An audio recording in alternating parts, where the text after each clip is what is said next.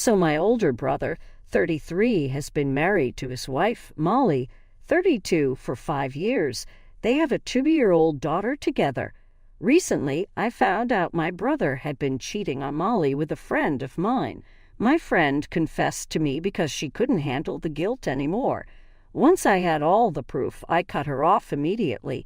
There were hundreds of screenshots showing that the affair had been going on for almost a year since they met at my birthday party last year. My brother and I have always been best friends, so I was shocked when I found out about his affair. I was disgusted that he had been betraying his wife because that's something I never expected from him. Molly is a nice girl and deserves better, so I knew she had to know. Even if she decided to leave him, it would be her choice. About a week ago, I confronted my brother and told him he needed to come clean to his wife. I invited him over to my house and let him know I had all the proof. At first, he denied it, but I showed him the screenshots, so he couldn't deny it any longer. He started sobbing uncontrollably, saying it began as harmless flirting, but quickly escalated. I was disgusted and told him he had to tell Molly the truth. He begged me not to make him do it, saying it would ruin his life, but I told him he should have thought about that before the affair. I made it clear that if he didn't tell her, I would. A few days passed, and my brother and Molly were still acting normally online, so I knew he hadn't told her. I decided to talk to Molly myself. When I called her, she mentioned they were about to go on a beach trip for their anniversary. She was so happy, and I couldn't take it anymore, so I told her the truth and sent her the screenshots. She was thankful and hung up.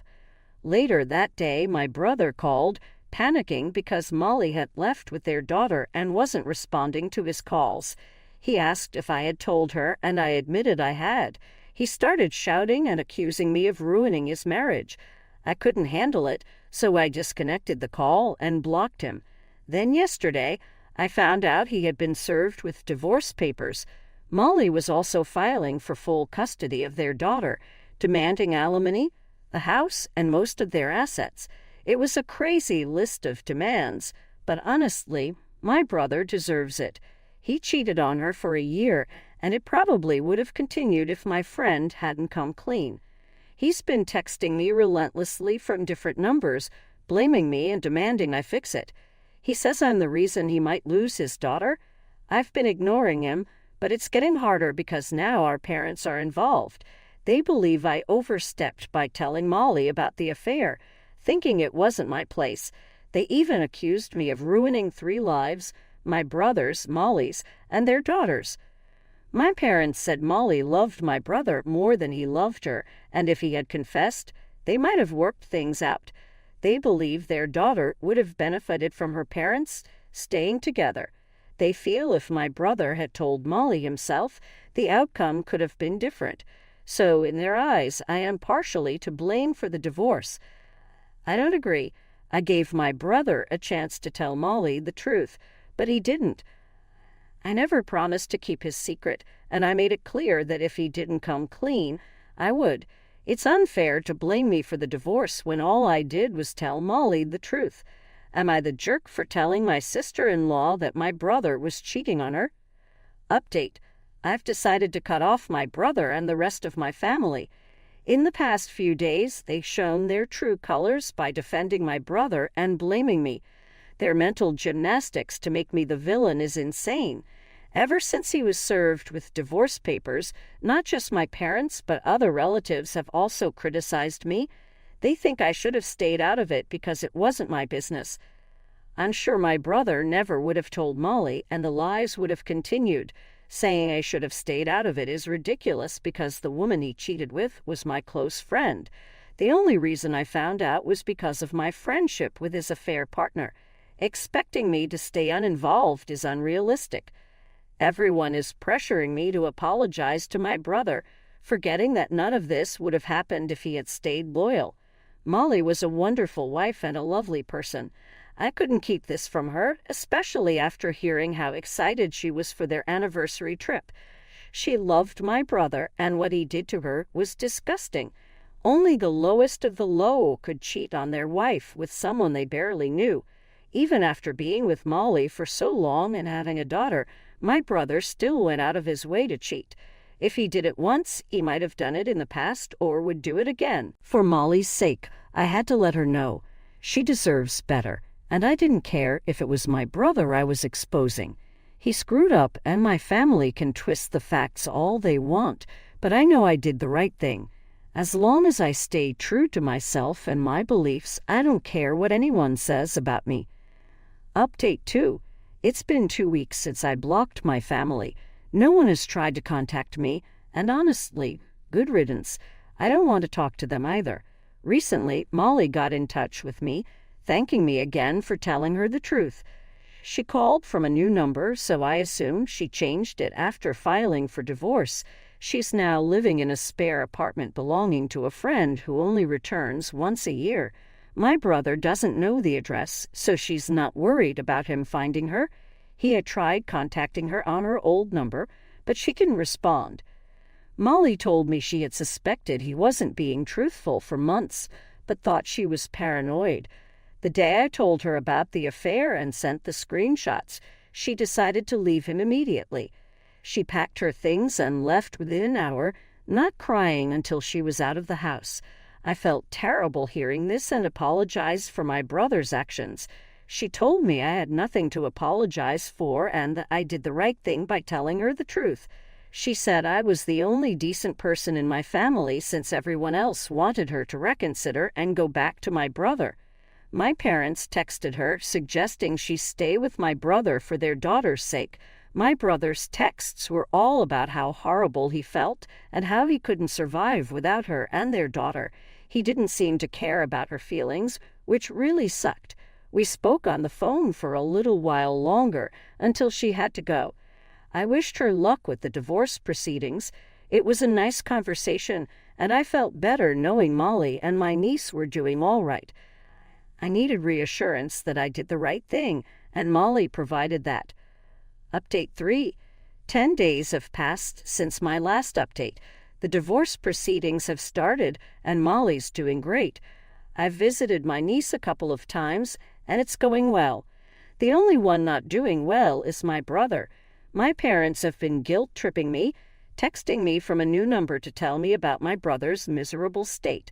Apparently, he's been drinking himself to sleep, losing weight, and has dark circles from lack of sleep.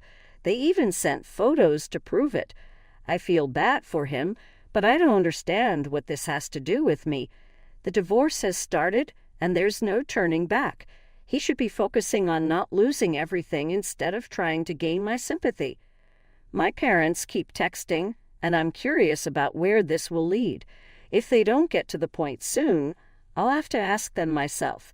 I'm tired just thinking about the conversation, but I want to know in case it's something helpful for Molly. I know some might think I have no loyalty to my family, but my brother wasn't loyal to his family either. 3 days after the last update, I finally responded to my parents. I asked them what they wanted me to do since I couldn't stop the divorce. They wanted me to talk to Molly and convince her to change her demands. If my brother agreed to her terms, he would lose everything he had worked for, including their house and both cars. She was also asking for a lot of money in the divorce settlement and alimony. They wanted me to tell her it was a bad idea and that she would ruin my brother's life if she went through with this.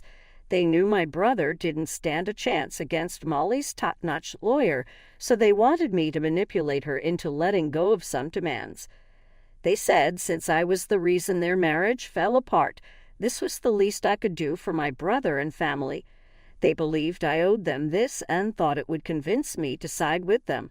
I was surprised they didn't mention custody of my niece, so I asked.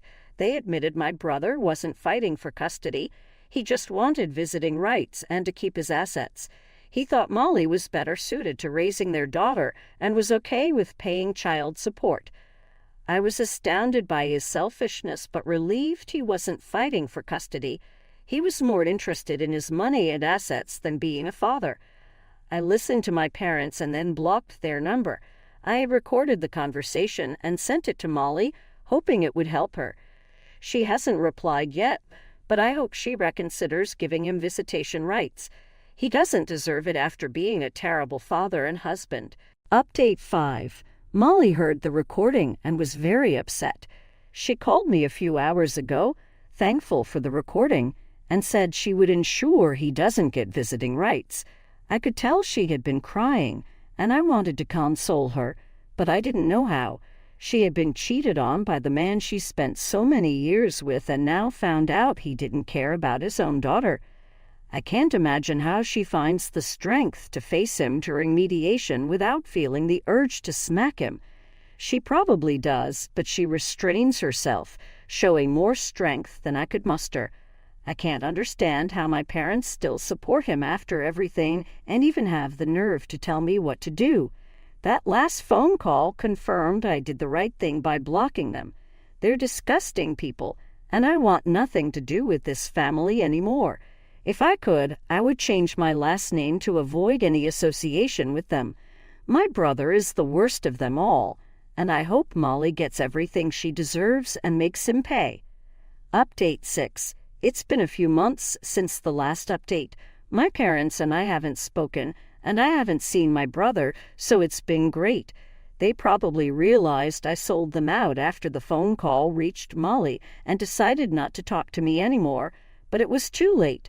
Molly got everything she asked for and moved back into her old house with their daughter, while my brother is living with our parents. He has to give up more than half his income for alimony and child support, and I couldn't be happier about it. He deserves this, and I feel vindicated. Molly and I are still in touch, and I visit her and my niece a couple of times a month. She even bought me a professional camera from the settlement money as a thank you for all the help. It was a nice gesture, and she now calls me the better sibling, which is funny but also sad because we both lost someone we loved because of his actions. It's fine, though. We'll get over it.